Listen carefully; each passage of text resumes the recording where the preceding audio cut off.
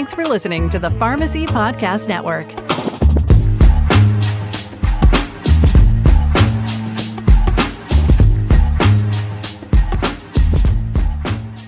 This is Pharmacy Crossroads with your host, community pharmacy business veteran, the road trip guy, Bruce Nealand. Community pharmacy is at a crossroads. Pharmacy owners across the country are evolving their pharmacy businesses and making a bigger impact on their communities. Bruce talks with the most innovative community pharmacy owners, pharmacy industry experts, and people who are passionate about the business of pharmacy and its impact on community healthcare. Pharmacy Crossroads is a member of the Pharmacy Podcast Network. And now, here's our host, Bruce Nealand.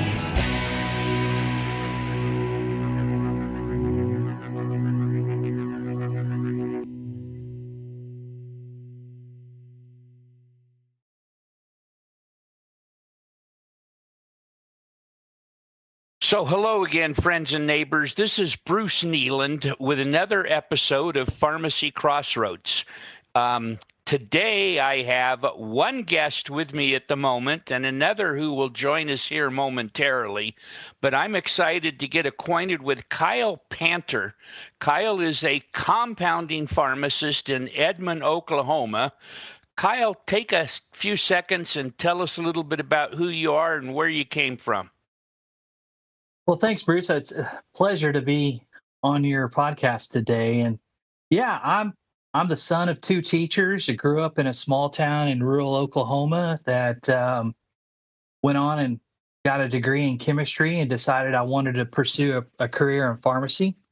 And going through pharmacy school, I was instructed by a gentleman by the name of Dr. Lloyd Allen, who opened my world to the possibility of compounding as a career. And so, yeah, shortly after I graduated in 2000, I went to work for a hospital for a little bit.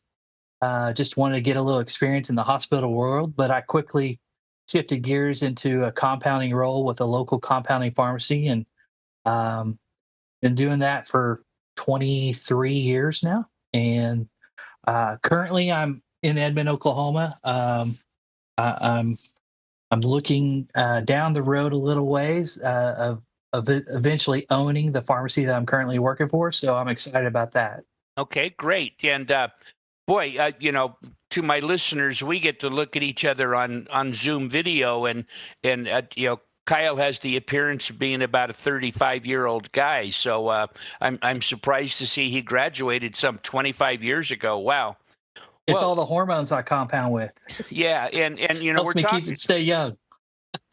that what a great testimonial for your products there, right? Yes, sir. Yes, way sir. To go, Kyle. So you do a little bit of human and a little bit of animal. Is that correct? Yeah, that's correct. I'll never forget my first day actually in the compounding world. I got a prescription for potassium bromide for a dog, and I did not know a thing about what is potassium bromide. Why are we using this?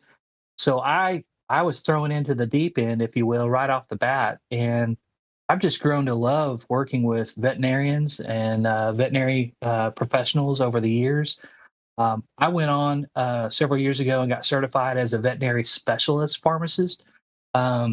I think in our state, we just have a handful of those pharmacists running around. And it doesn't mean that I'm a veterinarian. It just means better than most pharmacists, I've gotten more training to help serve their patient population better.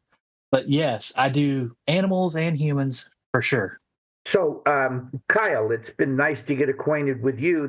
Today's episode is being sponsored by CalChem International, and Michelle Bethel is on the line with us.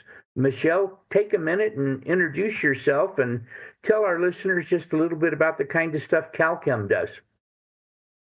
Yes, Bruce.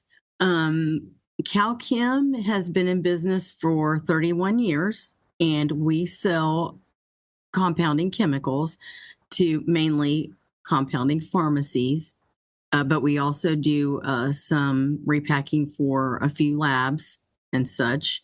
I came to CalChem about 6 years ago, and I am their quality/purchasing agent.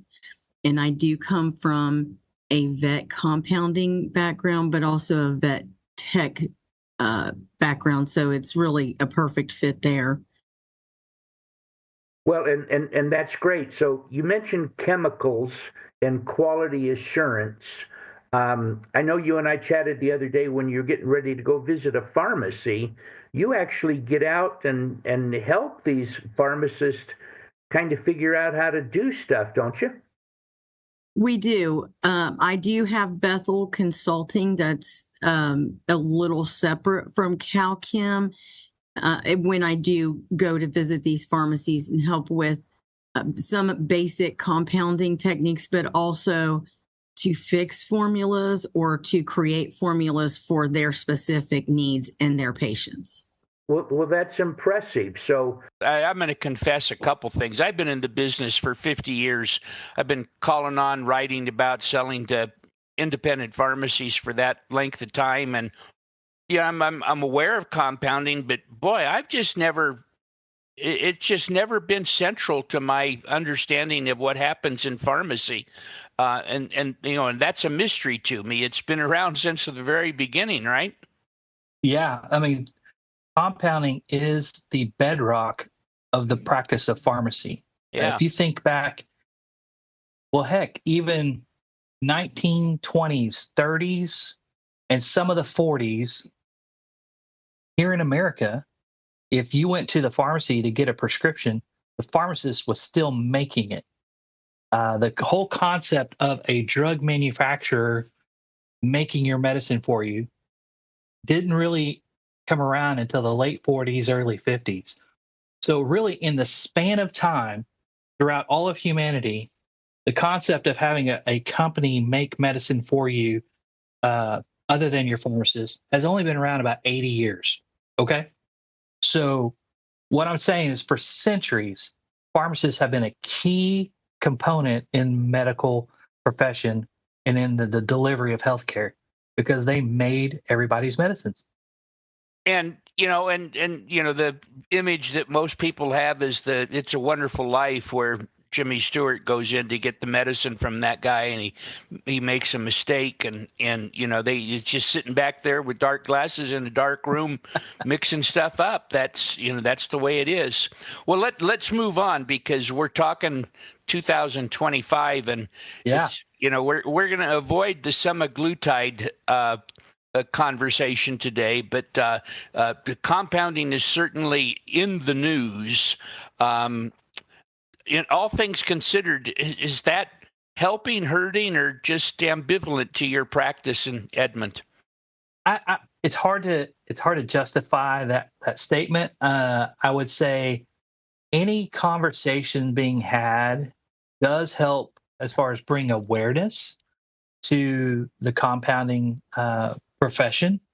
I would say that the media does a horrible job of adequately representing us, and I think that's true for just about anybody. But there's just a lot of misinformation as well as good information out there. Well, and that has to be one of the major obstacles with getting a compounding practice going. Hey, Michelle, your turn again. Kyle's been telling us a little bit about who he is and what he does. How did you two get acquainted? When did Kyle become part of your advisory board and that kind of stuff? I met Kyle around the time I started here, so maybe around 6 years. Him and Dave were customers of ours, existing customers. They are a great source of information. And so him and I talked over the last few years. And about a year ago, him and I got together and really started thinking, what could we do to really help our compounding fellows? And we decided that if we were able to offer compounding solutions, whether it be help with their marketing, formulas, maybe their price points. And we worked on this for a while before we initiated it. And so we use Kyle as one of our consultants. He's one of our main consultants for not just the formulas and the marketing, but also if there were ever any quality issues or something that we need to go back over, he is the first one to make sure that we know if we need to change or fix anything. Well, it sure sounds as if you stay plugged in at the ground level, getting in to meet these pharmacists and working with them one-on-one. That's impressive. And Kyle does kind of a remarkable job of explaining what he's doing as well. I'm still impressed with his horse pill business card. So yeah, let's move on. The thing that intrigues me the most is that, you know, most pharmacists go to pharmacy school, they get a job working in a retail pharmacy, and they stand at the counter and they respond to what happens. People come in with a prescription, people come in with a question, and, you know, they handle it. There's very little that most pharmacists do that is proactive to create activity. And boy, if you wait for somebody to walk in the door and ask for a compound, you're going to be waiting a long time. So how do you find the mental capacity to go out and contact doctors and explain what you're doing? Yeah, great question, Bruce. I'm one of those guys. If you're familiar with the Myers-Briggs personality traits, I'm an ESTJ. I'm very extroverted. I thrive under pressure, if you will. I don't mind going out and shaking hands and talking to people. I don't mind if someone asks me a question and I don't know the answer. Doesn't bother me one bit. I'm going to basically tell them I don't know at that moment, but I'm going to find out and I'll circle back with them. But I enjoy meeting people. I enjoy, and the main reason I'll say this, Bruce, is every time I go into a doctor's office or a veterinarian clinic, I'm learning something. It's an opportunity for me to learn, and I have a thirst for learning. I hope that I never ever stop learning. Some people have said, "Oh, you're an expert in this or that," and I'm no. An expert is someone who knows everything about this topic, and I certainly don't know everything about anything, but I'm always willing to learn more. So for me, it's just natural, just my personality, who I am. But it's also a culmination of my education. Like I said, I went to Northeastern State University in Tahlequah, Oklahoma, and got a chemistry degree. I was taught by a chemistry professor there who taught at the Naval Academy. I mean, I had some of the best teachers growing up that prepared me for what I'm doing today. And then, like I said, going to pharmacy school, Dr. Lloyd Allen was a huge influence and a mentor, even beyond college, to prepare me for this. So, and then, you know, one summer, this funny story, I went and sold books door to door in Phoenix, Arizona. I'd never been out of Oklahoma, really, except on a few vacations. But I mean, I'm literally coming from a small rural town with one stoplight, and I'm in Phoenix, Arizona. And let me tell you, I learned a lot that summer. Yeah. But I learned how to sell. I learned how to listen and identify the need and offer the solution to the need. And that's what compounding is. My 4 favorite words in the English language are, I have this patient. When a doctor calls me in, I answer the phone and they say, hey, Kyle, I have this patient. Man, I know I'm fixing to solve a problem that conventional medicine hasn't been able to do so. And that makes me real excited. That is. So I want you to go back 5-6 years when you're getting ready to call on your first physician for innovative compounding solutions or innovative pharmacy solutions. Yeah. What did you do to get prepared? What was the door opener that you used to go to see this particular doctor? I usually, when I walk in, especially to a practice that I've never been before, the first thing is I just have to temper my expectations. What do I expect to have happen in this encounter? I think a lot of pharmacists get discouraged and actually get afraid of rejection. Again, my sales experience in Phoenix taught me to get past that real quick, but I don't expect to see the physician at that very moment. I just don't. Now, if I can, man, that's cherry on top. But I just expect more than anything to make a first impression. So I always go in with something to leave that says something about myself and the practice that I'm building here. Um, and then it's also something that creates a little curiosity so that they want to call me back and invite me to come back later at a better time. But I go in, and really my number one trick, if you will, is I buy these capsules, and you hear people say, well, that's as big as a horse pill. Well, I literally buy horse pill Horse capsules. pills. Yeah, They're yeah. huge. And I take my business card and I roll it up and I put it inside this horse capsule, close it up, Wow. and I hand whoever the gatekeeper is, I hand them my business card in that horse capsule, and automatically they are intrigued. Whoa, what is this? What is this all about? It tells you who I am and what I do immediately. Okay. And it's one of those things that, I mean, 5 years later, I'll be talking to a doctor that I've won their trust and do a lot of business with, and they'll say, I still have your business card sitting on my desk. They don't throw it away. So that's a simple trick I learned, and yeah, it works.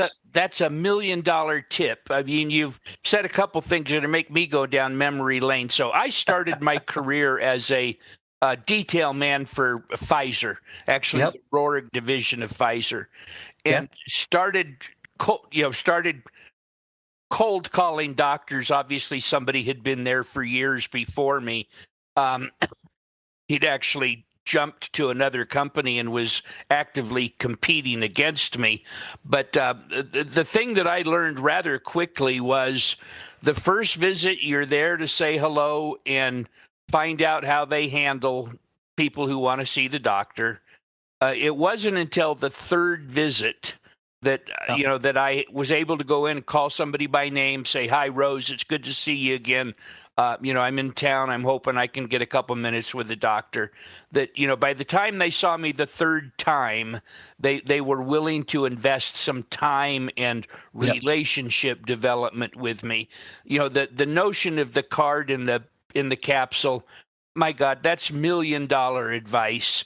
What are you going to do that's appropriate for who you are, right, and yet sets you apart from everybody else? And you're competing with all the detail reps who are coming in with donuts and I know it? Yeah, all that kind of stuff. So something that was appropriate and distinctive. Wow, that's great.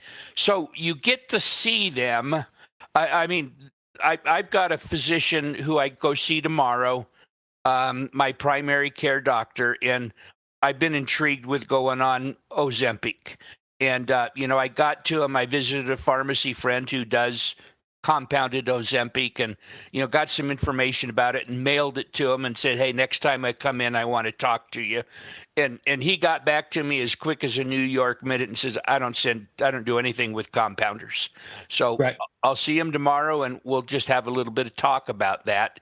But, the bias against compounding that the Lilly reps are pouring out on these guys is monumental. And a smile and a face and a business card and, and a phone number and that they can get to you, that goes a long ways. Yes, it does. So 2 or 3 of the major products that keep your practice going there. And I'm going to stop for a second and say we've had some technical difficulties. We were supposed to be joined today by Michelle Bethel, a delightful young lady who's the a purchasing director for Calchem Chemical. And Calchem is a compounding supplier based there in Oklahoma, not far from where Kyle works. And he evidently has a pretty good relationship with these people. Take a minute and tell me how Calchem has helped you grow your practice there in Edmond. Well, we are not only are we a compounding only pharmacy, I rarely dispense anything that is commercially manufactured, but we are also kind of odd in that we are a cash only pharmacy, have been for 27 years. And a lot of people, even myself, for the bulk of my career, even though I was in compounding, I would attempt to bill somebody's compounded prescription to insurance. And so it just seemed absurd to me that anybody can make a living on a cash only basis. But I was so thrilled when I came here 5 years ago to learn that not only can you do it, but you can thrive. And one of the key factors, as with any business, is you've got to control your costs. You've got to obviously offer the patients a product that they can afford, and that involves purchasing products that you can afford. And I'm one of those guys, again, being a chemist, at the core. I'm absolutely fanatical about quality, purity, making sure that the ingredients I put into my products are the best of the best, and eventually, once they are introduced to my patients, will get the results that they desire. And CalChem just checks all those boxes for me. And Michelle has been great to work with, not only providing quality products, providing the necessary ingredients I need, but also at a very affordable price. And she's been easy to work with. I called a wholesaler a few years ago. We decided to switch all of our capsules into a vegetable capsule. We have a lot of patients, and it's growing every day, that have alpha-gal syndrome, where they have a certain protein sensitivity to animal byproducts. And most gelatin-based capsules come from an animal source. So those are out. You can't use them. So at the time, the vegetable capsules were a little more expensive, but they were worth it to us. But I couldn't find any in one certain size. So I called this wholesaler.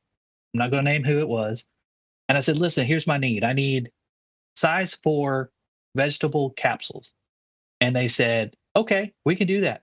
We need $15,000 up front to order it in.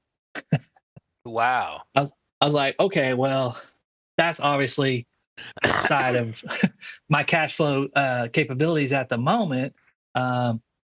So long story short, I called Michelle at CalChem and said, man, I'm trying to source these capsules. She had them in less than a couple months. I mean, no problem. And didn't require $15,000 up front and And that showed me her willingness to work with me to meet my needs. And that certainly spoke a lot to me in that moment. Well, that's great. So tell us about a couple of the products that are the backbone of your practice.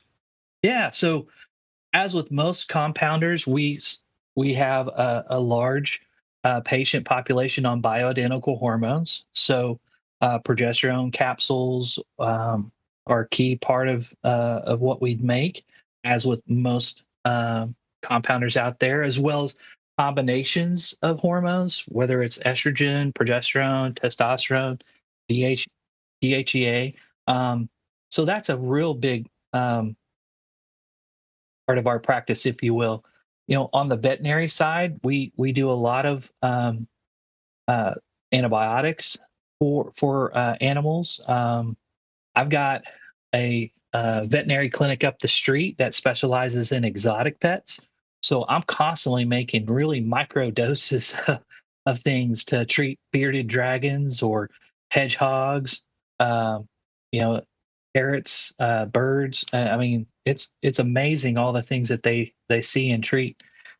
So yeah, I mean, sky's the limit. I have my hand in just about every aspect of medicine, whether it's gastroenterology, dermatology, pediatrics, veterinary medicine, pain, wound care. I make medications for the whole gamut there. Well, I have to pause and tell my listeners, you don't get to see Kyle on video like I do, but you should see his face light up when he starts talking about micronutrients for hedgehogs or whatever it is. I mean, God bless America. What an amazing thing. So, needless to say, you enjoy your job. Love it.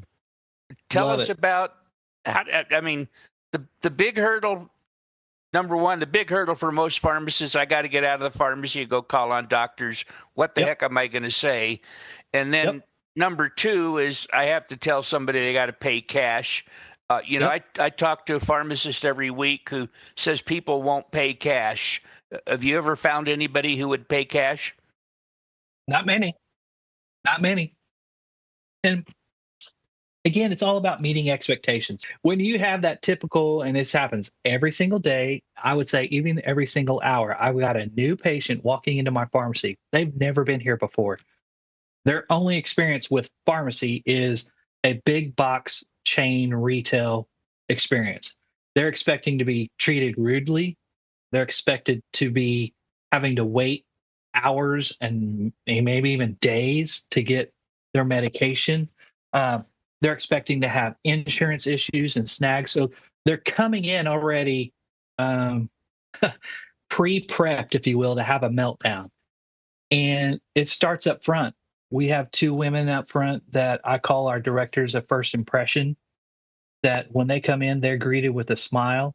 How you doing today, sweetie? It's so good. Thanks for coming here. What can we do to help you?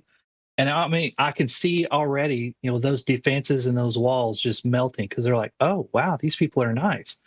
But that conversation about cash versus insurance, what we do here, we just explain to them, because we're a specialty pharmacy, we just don't have any relationships with a third party insurer, but we can give you the necessary prescription claim forms that we will fill out. All you have to do is sign them, and you can mail them directly to your insurance and seek reimbursement that way.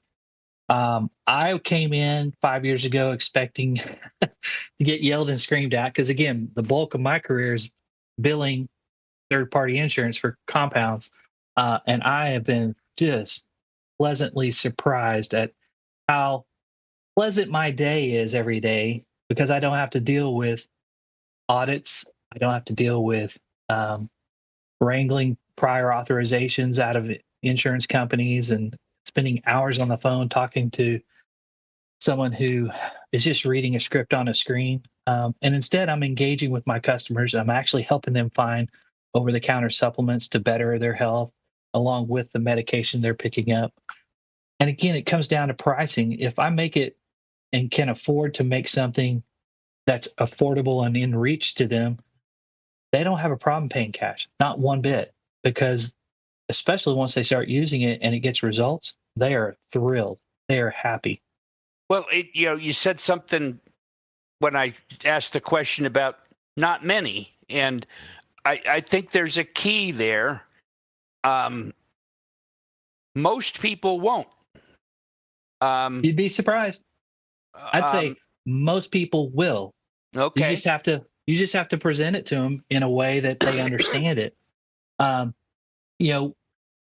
In the environment I've seen over 25 years now, I'm not saying I'm not an expert, but in my career, when I started insurance, I could bill something to a third party for a compound and get a paid claim immediately. It was no problem. And then as D.O got introduced and the insurance companies were able to see every single ingredient and began picking compounds apart, saying, oh, we don't want to pay for this, we don't pay for this, we don't pay for that. Even though all these ingredients they're not paying for are found in commercial medications pretty routinely and commonly, and they pay for those. But, insurance kind of became more of a catastrophic type situation where, we're just trying to spare you the $10,000 blow from chemotherapy versus, hey, you're getting a script and it's $50 or less for a month. That's on you. So back to the most people. this is not a mass market. You're not dealing with 90% of the population, but there's a percentage of the population that values what you do. And the real point is that there's enough people in that niche market to make you have a productive and profitable business and an enjoyable professional life. And I'm not paying to belong to a gym. That doesn't mean somebody shouldn't start a gym and charge membership fees because Bruce isn't going to join. There's segments of the population who will pay for these kinds of things, and particularly when somebody's run up against a problem. I mean, and you started out with the doctor calls and says, "Let me tell you about a patient." He's tried the normal stuff. And so now he needs to come to the specialist, a person who can handle that kind of thing. So you've been doing this 5 years with your current pharmacy. Yes, sir. You've got three pharmacists on staff, as I recall from your webpage. So it's obviously a going concern. Tell me just a little bit about the tools that you have to get going, and we've got about 5 minutes left, so kind of step through the layout, what the tools are, what the hurdles are to getting started. Well, the number one thing I would say to anybody out there that's interested in getting into compounding is, one, do your research. Two, go get trained. There are some great companies out there that will help train you to do your job and be successful. I can't imagine a brain surgeon coming out of medical school and say, "Okay, I'm going to do my first brain surgery today." I mean, you've got to go get more education and more training in order to be successful at that. And so that's the number one thing with compounding. And then two, I mean, if you're looking, Bruce, for just specific things, I mean, you're going to need capsule machines, mortars and pestles. Believe it or not, still use mortars and pestles. There's a lot more machinery, like an electronic mortar and pestle, you can get into. There's some gravitational mixers out there that are phenomenal. We have one that is unbelievable, that mixes creams and a lot of our powders in the span of about 2 to 3 minutes, better than I could in 30 minutes in a mortar and pestle. Those things cost a lot of money, but they're not necessarily essential, but at some point you can work your way into it. And then, 2 or 3 or 4, whichever point I'm on, I would say, man, have a thirst for learning and a curiosity. I'm constantly reading the International Journal of Pharmaceutical Compounding. I'm constantly on medical journal websites. Every day I get asked a question, and I think a lot of pharmacists, if they don't know the answer to it, they're like, "Sorry, I can't help you." Well, I'm that guy that says, "Well, I'm going to read up on it and see what I can do." And there's been a lot of interactions I've had because I figured something out. Something as simple as fever blisters. I used to have fever blisters all the time. My father-in-law is a dentist, so he used to give me good old acyclovir ointment. Well, it got to where that wasn't working. So when I first started compounding, I thought, you know what? I should be able to figure this out. So I started doing research, just reading medical journals about any active ingredient that has any activity against herpes simplex virus. And lo and behold, I found out that caffeine actually inhibits the herpes simplex virus that causes fever blisters. So I mixed up a product that had caffeine and a few other agents in there, and lo and behold, it was amazing. I mean, if I had a fever blister, a sensation that one was coming on, I could put it on 2 or 3 or 4 times a day, never would blister out.